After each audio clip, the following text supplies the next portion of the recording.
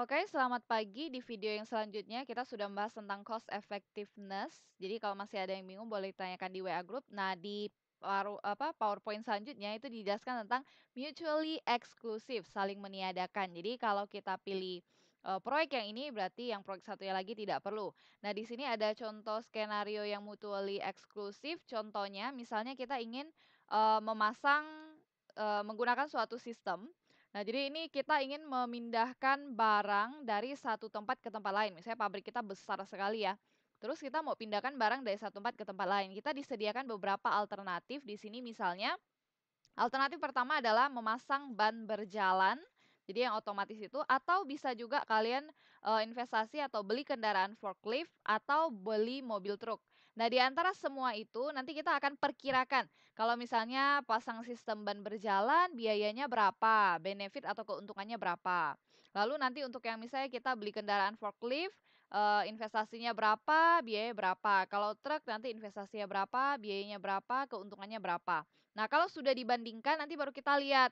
Nah, pilihlah yang biayanya paling kecil dan untungnya paling besar. Nah, intinya seperti itu ya. Nah, kalau misalnya kalian udah pilih sistem ban berjalan, ya udah sistem yang lainnya nggak usah lagi gitu. Jadi, kalau skenario yang mutually eksklusif atau saling meniadakan ini, skenario proyek yang paling eksklusif yaitu dua atau lebih proyek yang bila salah satu dilaksanakan akan meniadakan kemungkinan pelaksanaan proyek yang lain. Jadi kayak pilih salah satunya. Nah, di contoh PowerPoint-nya itu ada di slide ini, jadi nanti kalian lihat saja. Contoh soalnya ada di sini. Ada pilihan dua proyek, proyek kecil dan proyek besar. Nah, ini mungkin ini ya, perusahaan kalian itu diberikan dua proyek di saat yang bersamaan. Dan berdasarkan sumber dayanya, kalian hanya bisa pilih salah satu aja. Kalau jalankan proyek yang kecil, proyek yang besar nggak usah dijalankan, nggak bisa dijalankan lagi karena waktunya bersamaan. Kalau menjalankan proyek yang besar, proyek yang kecil berarti nggak usah dijalankan. Nah, kalau lihat sekilas oke lah, Ibu kayaknya proyek besar itu oke deh kan soalnya besar, untungnya besar kali ya. Nah, jangan pilih seperti itu. Tapi kita harus perhatikan cost dan benefitnya. Biaya yang harus dikeluarkan untuk proyek kecil memang kecil, keuntungannya juga kelihatannya kecil karena cuma 140 aja. Ini dalam jutaan dolar ya, jadi 140 juta dolar. Tapi kalau proyek besar, oh kelihatannya sih keuntungannya besar nih, 350, 450 lebih besar ya, jauh lebih besar keuntungannya dibandingkan dengan proyek kecil yang cuma 140, tapi biayanya juga besar. Biayanya itu sampai harus 100, 1.500, padahal yang proyek kecil cuma kecil gini aja kan. Nah, jadi dibandingkan antara dua itu, di antara dua proyek ini kita mau lihat kira-kira yang cuannya atau untungnya paling besar yang mana ya. Nah, kita harus hitung dulu. Tahap pertama adalah menghitung NPV di tingkat suku 12%. Kemarin ada yang tanya saya, Bu, kalau misalnya 12% ini dapat dari mana? Ini dapat dari soal. Biasanya soal udah dikatakan bahwa tingkat suku bunga yang berlaku saat itu 12% misalnya, atau 10%, ikutin aja. Oke, perhatikan langkah pertama adalah hitung NPV. NPV dua-duanya, skala kecil dan skala besar. Ini saya sudah buatkan di Excel, sebentar saya bukakan dulu Excelnya. Nah, ini saya sudah bukakan Excelnya di sebelah saya, sama seperti sebelumnya. Jangan cuma lihat aja, tapi coba dibuat Excelnya. Nah, ini kan 1 sampai tahun ke-20 ya. Berarti saya buat tahunnya 1 sampai tahun ke-20. Terus untuk cost-nya berarti 505, ini saya copy paste saja dari soal. Cuma untuk yang 6 sampai 20 berarti 5 sampai bawah ya. Untuk benefit juga sama 140 sampai akhir. Nah, perhatikan di sini nggak boleh tulis strip, harus tulis 0. Cuma karena saya pakai metode yang number itu dia jadi strip ya.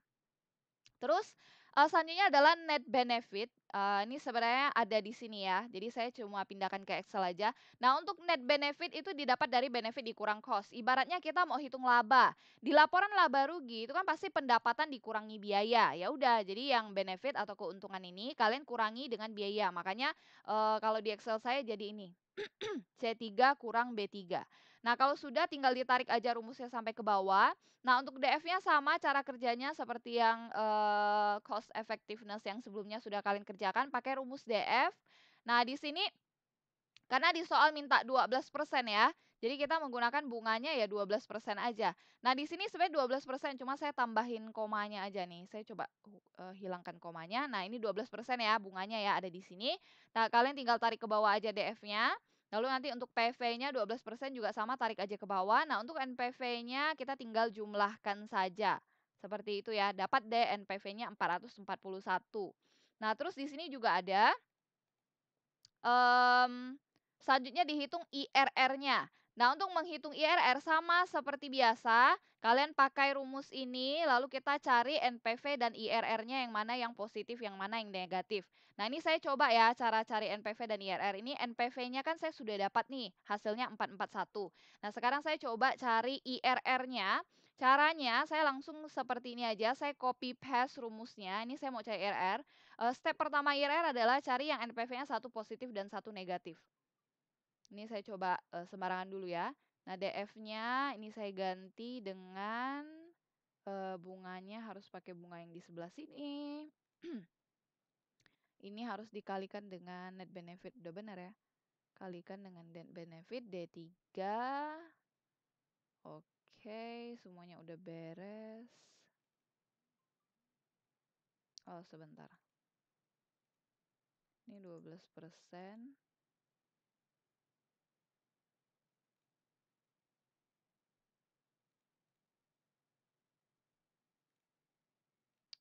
Sorry ya, ada salah di 1 plus 1 bunga tambah, oh iya, ini harusnya pangkat N ya.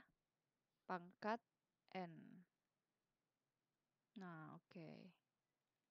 Ini DF-nya, jadi saya tarik rumusnya sampai ke bawah. Saya cek dulu nilainya. Oh iya, lupa, harus dikunci. Ini harus di F4 kan. H1-nya itu adalah bunganya harus di F4 kan, karena nanti kita tarik rumus ke bawah, jadi harus dikunci. Ininya udah oke, enter. Ini saya tarik sampai ke bawah. Oke, nah untuk ininya PV-nya kita DF dikalikan dengan net benefit 550. Oke. Terus saya kalikan sampai ke bawah. Oke, ini saya copy paste dulu. Ini untuk hitung IRR ya.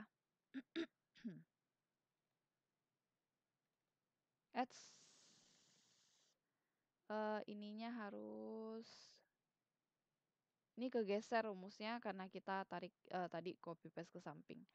Ini harus A3 karena tahun. Oke. Tarik sampai ke bawah. Terus untuk PV-nya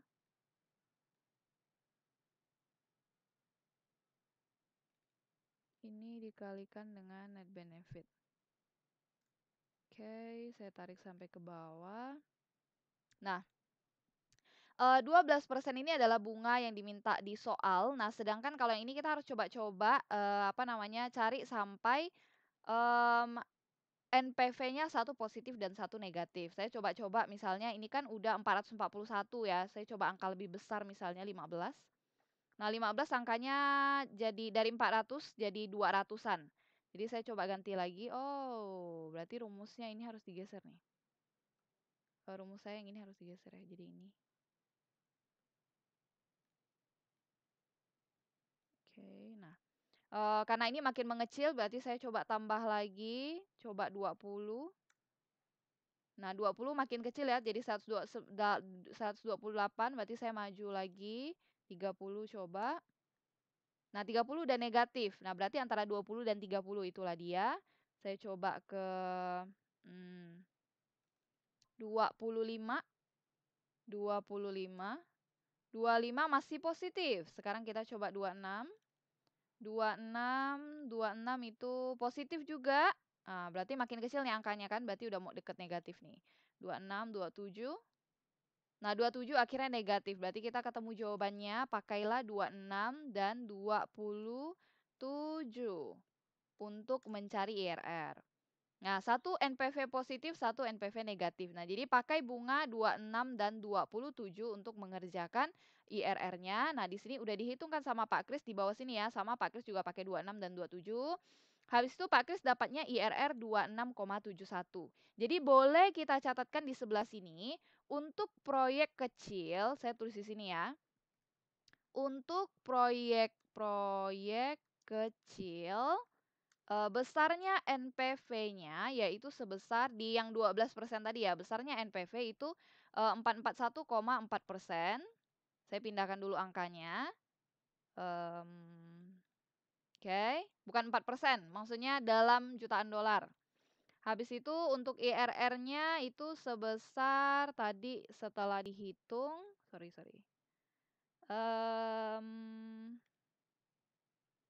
NPV-nya tadi 441, lalu IRR-nya saya gunakan perhitungan Pak Kris saja ya. Pak Kris hitungnya dapat 26,71% IRR-nya. 26,71%, 26 IRR 26,71%. Bagi yang tidak bisa hitung IRR 26,71% dapat dari mana? Silakan tanyakan ke saya juga di WA grup ya. Nah, ini kita udah dapat yang proyek kecil, sekarang kita coba hitung yang proyek besar. Nah, untuk yang proyek besar juga sama cara kerjanya. Jadi, saya masukkan aja angka-angkanya nih, angka-angkanya berarti pakai yang ada di soal ini ya. Nah, di sini kita tulis angka-angkanya berapa, untuk yang proyek besar berarti cost-nya 1.005 sampai 100, nah 6 sampai 20 saya tulis ini, langsung sampai sini. Lalu ini juga sama, strip 350, 550, sedangkan untuk tahun ke-6 sampai tahun ke-20 itu 660. Nah, biayanya saya tulis seperti ini. Terus untuk yang net benefit sama, benefit dikurangi dengan cost, jadi tinggal dikurangi aja. Terus ini bunganya saya hilangkan dulu koma 00-nya supaya kelihatan bagus gini ya. Nah, udah, lalu DF-nya sama rumusnya seperti kemarin, hitung PV 12%. Setelah menghitung PV 12%, saya dapat NPV-nya 683 untuk yang proyek skala besar. Di sini juga sudah dihitungkan Pak Kris, kita lihat hitungan kita sama atau enggak, ternyata jawabannya beda di komanya belakang aja. Nah, kurang lebih sekitar 683,5 tempat saya, cuma tempat Pak Kris, 7. Itu adalah NPV dari proyek skala besar. Nah, setelah kita menghitung proyek skala besarnya, berarti ini saya boleh tuliskan juga ya di sini ya. Saya coba copy paste dulu supaya kita bisa bandingin aja. Proyek skala besar itu setelah kita hitung tadi NPV-nya itu sebesar ini 683,5. Nah, IRR-nya itu kita harus cari NPV yang positif dan negatif. Jadi saya tinggal copy paste saja. Jadi kita tinggal ini aja ya, pakai pokoknya intinya harus cari satu NPV positif, satu NPV negatif.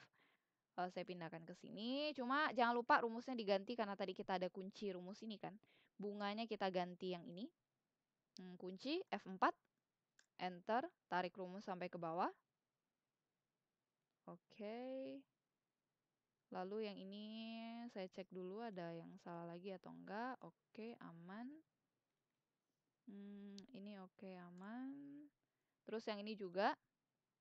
Untuk ngecek jawabannya saya pakai angka 12 dulu ya. Tunggu. 12. Oke, berarti rumusnya udah benar. Nah, ini juga sama, saya pakai 12 dulu. Lalu DF-nya kita ganti juga ininya, karena bunganya kita ganti di sebelah sini, kita kunci. Yang lain udah oke, tarik sampai ke bawah. Jadi jangan kopas sembarangan aja rumus, tapi tetap harus diganti-ganti karena selnya kan tadi ada yang saya kunci. Yang ini rumusnya oke, sudah benar, sampai ke bawah juga udah benar, udah sama tiga-tiganya. Nah, kalau sudah berarti kita coba-coba lagi NPV-nya, cari satu positif, satu negatif. Sama saya coba angka yang gede aja langsung 30. 30 sudah negatif, berarti saya mundurkan lagi 20 coba. 20. Nah, yang 20 masih negatif juga lah, berarti ini nggak boleh besar-besar nih angkanya nih. Coba 10. 10 udah terlalu positif, berarti sekitar 15-an coba. 15 NPV-nya juga positif cuma udah mengecil, kita coba ke 17. 17 udah negatif, berarti sekitar sana ya, 16 coba. 16, berarti jawabannya 16 dan 17. 16 dan 17. Nah, nah sudah ya, satu positif, satu negatif.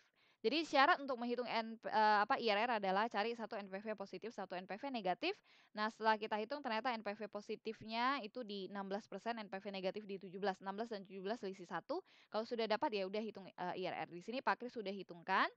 Ini IRR-nya dapatnya Pak Kris pakai 16 dan 17 juga sama dengan kita juga ya, 16 dan 17. Nah, sudah dihitung Pak Kris dapatnya IRR-nya 16,15%. Nah, ini nanti kalian coba hitung dapatnya sama nggak dengan Pak Kris ya, 16,15%. Kalau saya pakai punya Pak Kris saja, kalau kalian nanti bandingkan. Nah, ini kalau sudah dapat proyek skala besar dan proyek skala kecil, ini kenapa saya catat? Karena mau dibandingkan. Nah, ini saya coba geser ke atas, ini mau dibandingkan. Nah, kalau kita lihat sekilas ya, proyek skala kecil dan proyek skala besar, kita harus cari NPV dan IRR yang besar. Dan IRR yang terbesar itulah yang nanti menjadi proyek yang kita pilih. Jadi ketika disuguhkan ada proyek kecil dan proyek skala besar, pilihlah yang NPV dan IRR-nya terbesar gitu. Nah, kalau kita lihat di sini, kalau dari segi NPV, oh iya proyek skala besar NPV lebih tinggi. Oke, berarti kita pilih proyek skala besar aja, Bu, karena NPV-nya paling tinggi. Kan Ibu sudah bilang kalau NPV tinggi itu baik gitu kan. Nah, tapi kalau kita bandingkan dari segi IRR, return-nya lah yang kecil yang lebih besar IRR-nya. Berarti proyek skala kecil juga boleh dong. Nah, ini agak ambigu ya.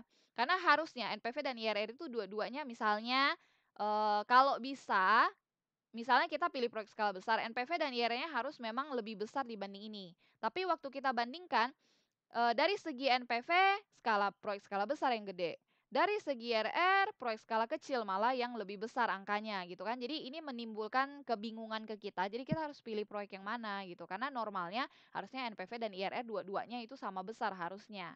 Nah, karena seperti ini ada kebingungan, sebenarnya ada disarankan di PowerPoint kalian bahwa kalau misalnya tingkat suku bunganya sudah ditetapkan, maka cukup lihat dari NPV saja.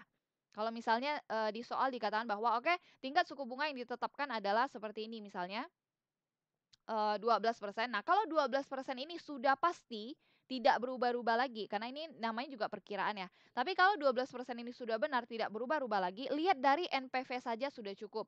Pilihlah yang NPV-nya paling besar. Jadi NPV-nya yang besar ini, ya udah pilih ini, gitu. Tapi dengan syarat kalau memang tingkat suku bunganya sudah tahu, dengan pasti. Jadi ada di PowerPoint kalian nih keterangannya di sini, di sebelah, mmm,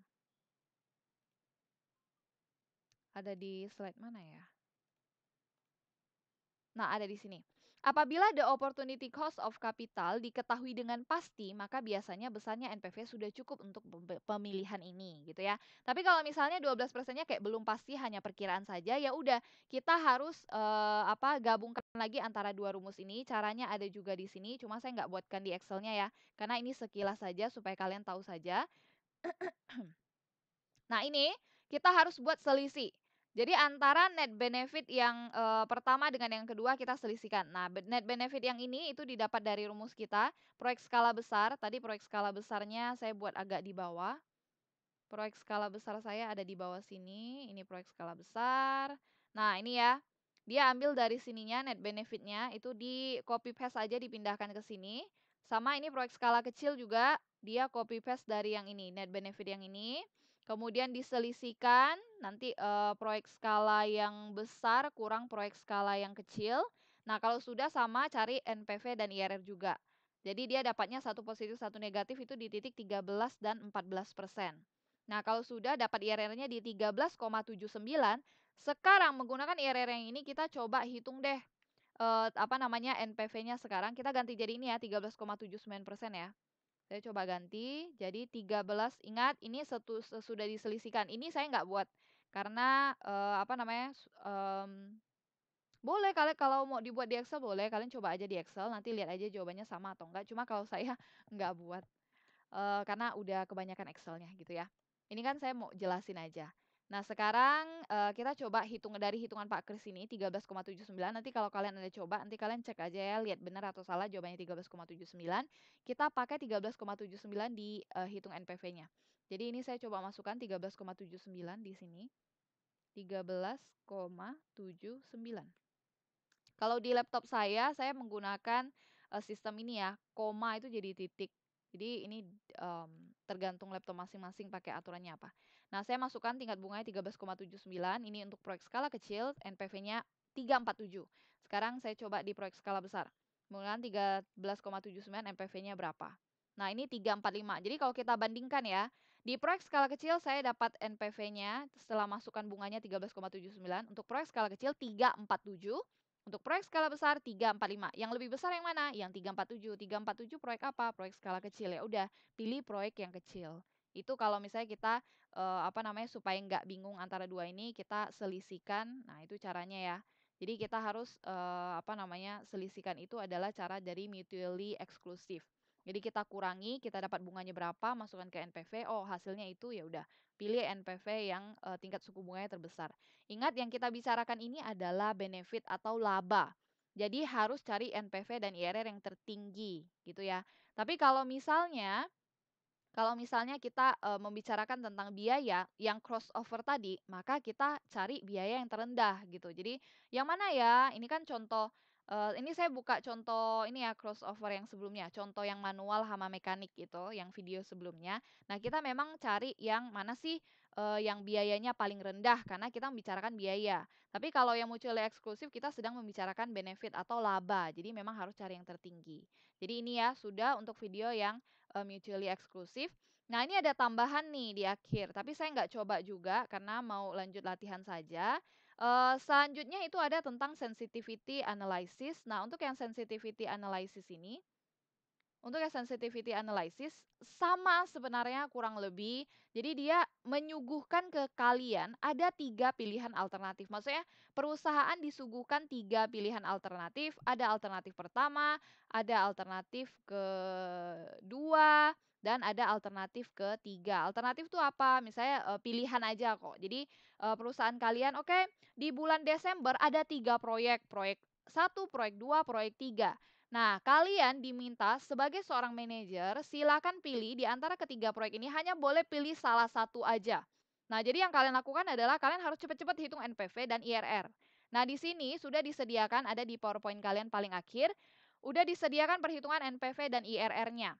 Nah, tingkat suku bunga yang ditetapkan itu 15%. Jadi ketika hitung NPV, ini udah ada di soal ya, yang 15%-nya.